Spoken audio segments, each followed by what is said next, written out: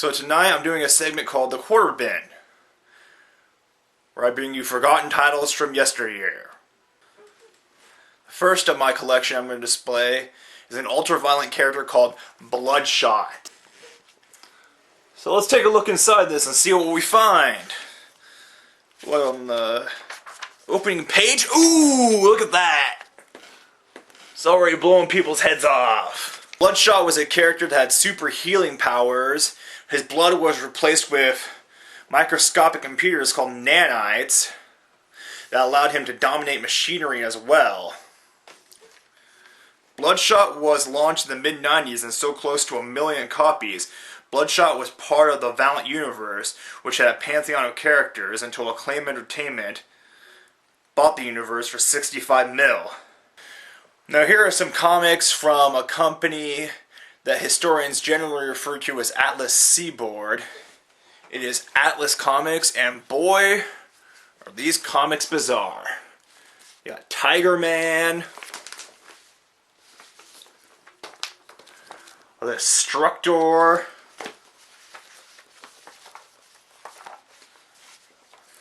the Scorpion, Target, Cougar, Manstalker, and none of these comics lasted for more than 4 issues. The company was actually founded by Marvel Comics founder Martin Goodman. The company was actually considered a pioneer in creative rights because it offered the industry's highest rates and author rights to the characters. And last year, Atlas returned. Martin Goodman's grandson relaunched the company in 2010. So this is the cover of the first Tiger Man comic. And just look how lame this comic is. This is the lamest introduction to a superhero I've ever seen. There's just some big guy standing over him saying, "Yeah, Tiger Man, we killed your sister. So what?" So what? He's not saying anything cool like, "Well, motherfucker, I'm Tiger Man. I'm gonna fuck you up." He's just sitting there like, huh? And here's an early DC one-shot from the 1970s featuring the original Huntress. Now this is one of those things that causes mass confusion when DC creates like multiple versions of Batman characters. This version of the Huntress was the daughter of Bruce Wayne and Catwoman in Earth 2. And she assumed the Huntress moniker when her mother was slain by one of her former henchmen. And this Huntress actually returned after Infinite Crisis, or during Infinite Crisis. And she's wandering around Earth 2 now, and there's 2 Huntresses, one on Earth 1 and one on Earth 2. God, why does DC have to make everything so fucking confusing? This is actually one of my favorite Elseworlds that depicts Batman and Robin as ninjas, and this is set in feudal Japan, and when Batman is killed by an unknown gang of samurais, he sends Robin out on his own, and Robin is determined to find out his past and who his parents are and all that, but there's treachery afoot. There's shit tons of samurais out to kill him, and fucking a ninja Catwoman pops up. This has some pretty good writing in it. Check this out. His death began late in the day as the sun dropped behind angry clouds. Night fell and he was still dying, as many were sent along the stony path ahead of him. All through the twilight hours and into the dark they sent swordsmen against him. Like waves crashing on a rocky shore, they threw themselves at his blades. And with each wave he took another step towards death. But each was like a tiny step, and he never walked alone.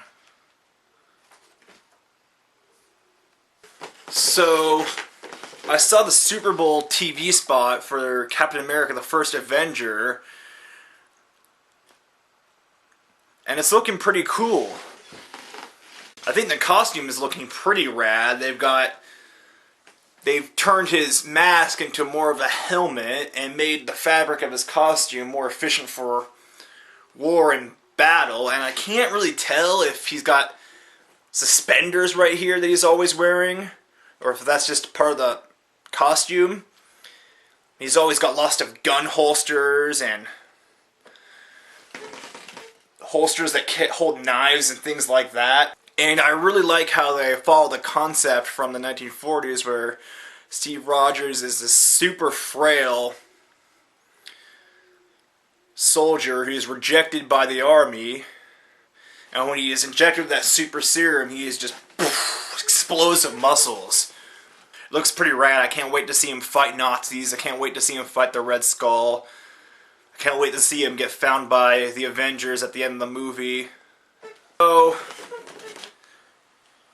they're making a new Wonder Woman TV show. Rather than making a feature film, they're going ahead and making a brand new TV show starring a girl from Friday Night Lights named Adrienne Kalicki as Wonder Woman, and I also hear Elizabeth Hurley is going to be on the show playing Cheetah, and all I can say is, man, I just can't wait to see what the costume looks like. I hope it's not the new costume. Fuck that fucking new costume.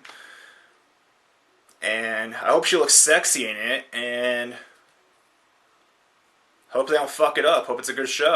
So this year was going to be a big year for Green Lantern fans. We got his debut feature film, and we also got a Green Lantern video game where you fight manhunters, and we got an animated TV show coming. It's actually a CGI animated TV show.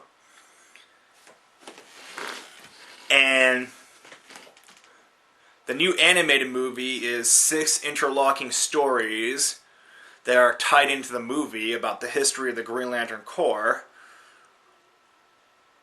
But this new movie is in the likeness of the first Green Lantern animated movie, First Flight. I really like that movie. Great animation, great looks to all the characters, and I'm real excited to see this, and I hope they make more. I'm not sure about a CGI animated Green Lantern TV series, but we'll see when it comes on Cartoon Network next fall. I just hope they don't kidify it too much. So Emerald City Comic Con is just one day away. I am going on Saturday. I'm going to be there all day. And I'm going to be walking around doing my things, splurging, talking to people, talking to guests, and I'm going to bring my camera, and I'm going to do a special Midnight Nerd at Comic Con. I'm going to see how much footage I can get that day.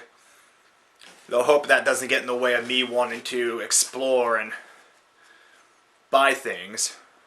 So if you watch this and you see me at Emerald City Comic Con, say hi! Or not.